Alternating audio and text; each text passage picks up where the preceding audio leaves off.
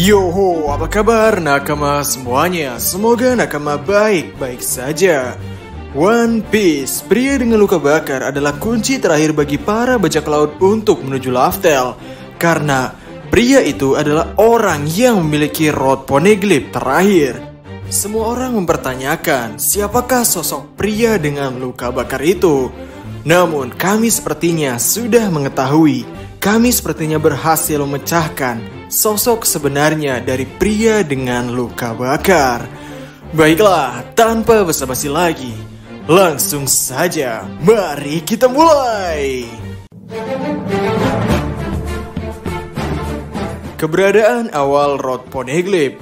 Pada saat era bajak laut belum dimulai, kita sudah ditunjukkan keberadaan rod poneglyph. Yang pertama ada di tangan Big Mom, yang kedua ada di Wano Kuni, yang ketiga ada di Pulau Zou, dan yang keempat ada di tangan manusia ikan. Dan kini keberadaan yang terakhir dari rod poneglyph yang di manusia ikan, yang tersisa di tempat itu hanyalah poneglyph berwarna biru. Dengan ini cukup mengatakan bahwa ada orang tertentu yang memindahkannya atau merebutnya untuk tujuan tertentu. Dan besar kemungkinan mereka adalah orang yang sudah hidup di era Roger atau bahkan lebih senior daripada bajak laut Roger. Kaitan referensi luar untuk kasus pria luka bakar.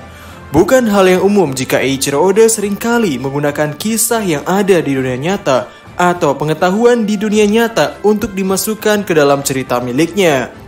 Di dunia di mana kita hidup sekarang, ada sebuah franchise bajak laut yang sangat-sangat terkenal. Namanya adalah Pirates of the Caribbean. Ya, siapa yang tidak tahu dengan franchise yang satu ini? Bisa dibilang Pirates of the Caribbean adalah cerita bajak laut tersukses yang cukup membekas di hati para penonton. Dan bukan hal yang tidak mungkin jika Oda juga terinspirasi beberapa hal dari Pirates of the Caribbean. Seperti contohnya adalah konsep The Flying Dutchman. Ya, sebetulnya konsep The Flying Dutchman ini bukan hanya ada di Pirates of the Caribbean, di serial SpongeBob juga ada. Namun mari kita lihat, baik di serial One Piece ataupun serial Pirates of the Caribbean, di sana diceritakan bahwa kapal Flying Dutchman adalah kapal yang begitu menyeramkan, sebuah kapal yang identik dengan hantu. Dan kapal Flying Dutchman ini pernah muncul di cerita One Piece pada arc apa? Ya, pada arc manusia ikan atau Gyojin Island. Selanjutnya, berbicara mengenai hantu, para kru topi jerami pernah ketakutan sekujur badan ketika arc pembukaan Thriller Bark diceritakan, yakni saat mereka memasuki daerah Florian Triangle, daerah yang dimana dikatakan bahwa kapal-kapal akan menghilang apabila memasuki perairan itu.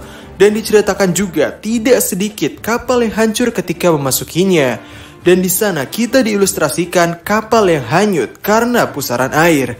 Kami ulangi, pusaran air. Di awal arc tersebut kita diperkenalkan hantu, seorang hantu yang menaiki kapal dengan tampilan yang cukup menyeramkan.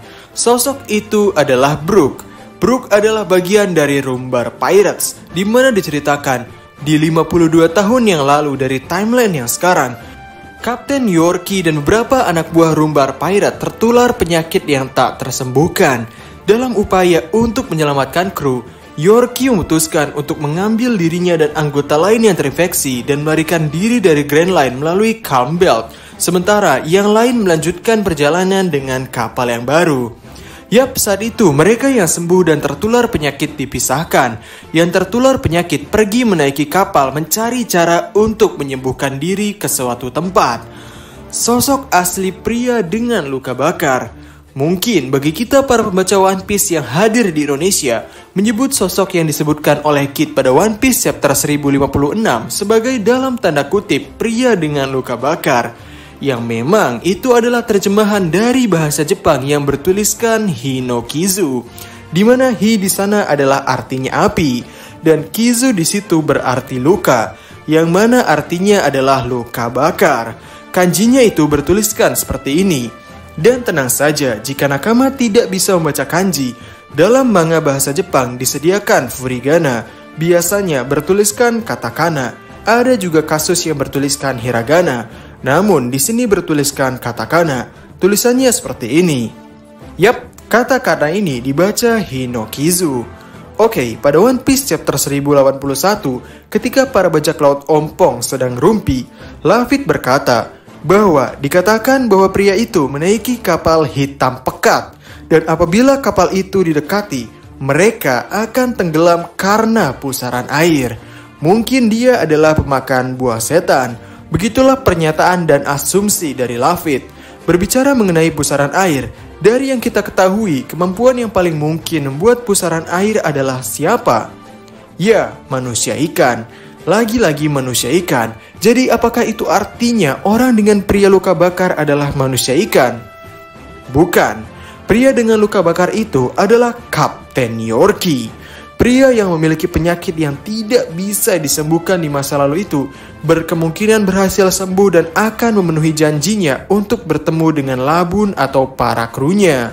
Pada penggambaran karakter Yorki, Eiichiro Oda di sana menggambarkan sebuah tato unik di bawah mata dan mulut Yorki, yang mana jika kita balik 180 derajat wajahnya, itu adalah sebuah tato yang bertuliskan huruf Hi dengan katakana. Dan sebetulnya pada karakter Brook, tepatnya di dahinya, di sana terdapat juga huruf Hi di dalam bentuk hiragana. Yang lagi-lagi untuk bisa membaca itu sebagai huruf Hi, harus kita putar wajah Brook sebesar 180 derajat. Lalu pada Pirates of the Caribbean, ada satu kapal bajak laut yang digambarkan hitam pekat yang sepertinya ada kaitannya dengan kapal yang dibicarakan oleh Luffy tadi. Di Pirates of the Caribbean, kapal hitam pekat itu adalah kapal tercepat dan nomor 1 di kalangan para bajak laut. Namanya adalah Black Pearl. Pemiliknya adalah Jack Sparrow. Karakter Yorki besar kemungkinan diambil dari seorang bajak laut dunia nyata yang bernama Calico Jack. Dan Calico Jack di sini berkaitan dengan Kapten Jack Sparrow. Di era yang sekarang, para bajak laut memang mengamankan rod poneglyphnya, seperti Big Mom yang mengamankan rod poneglyph di Whole Cake Island, Kaido yang mengambil alih dan mengamankan rod poneglyph di Wano Kuni. Ya, setidaknya sebelum sampai dihajar Luffy. Lalu, warga Ming yang mengamankan rod poneglyph di Pulau Zou. Dan untuk mendapatkan rod poneglyph memang dijelaskan ada dua cara. Cara yang pertama adalah mengambil dan memindahkan rod poneglyph tersebut. Atau cara yang kedua adalah dengan menyalin dan mencurinya. Berbicara mengenai mencurinya, kita sudah diperlihatkan karakter yang berhasil menggunakan cara kedua untuk mengambil data rod poneglyph, yakni oleh Brook pada arc Whole Cake Island. Selanjutnya, saat Luffy berhasil mengakhiri arc Fishman Island, mereka disambut oleh para paus yang di sana terdapat luka di bagian wajahnya, yang tentunya kita akan langsung teringat dengan karakter yang bernama Labun. Dan Labun adalah teman dekat dari Yorki. Sehingga kesimpulannya, dari berbagai macam poin yang berkaitan ini, pria dengan luka bakar atau Hinokizu adalah Kapten Yorki. Sepertinya ia berhasil sembuh dari penyakitnya dan berhasil mengamankan rod poneglyph yang terakhir. Hoho, bagaimana menurut nakama semuanya? Jika nakama kurang mengerti dalam menyambungkan poin-poin yang sudah kami sebutkan, kami harap nakama menonton ulang kembali video ini sampai mabok. Jadi, kira-kira apa lagi pembahasan yang wajib kami bahas? Silakan tulis di kolom komentar di bawah. Sehingga kami diskusi dan terima kasih banyak.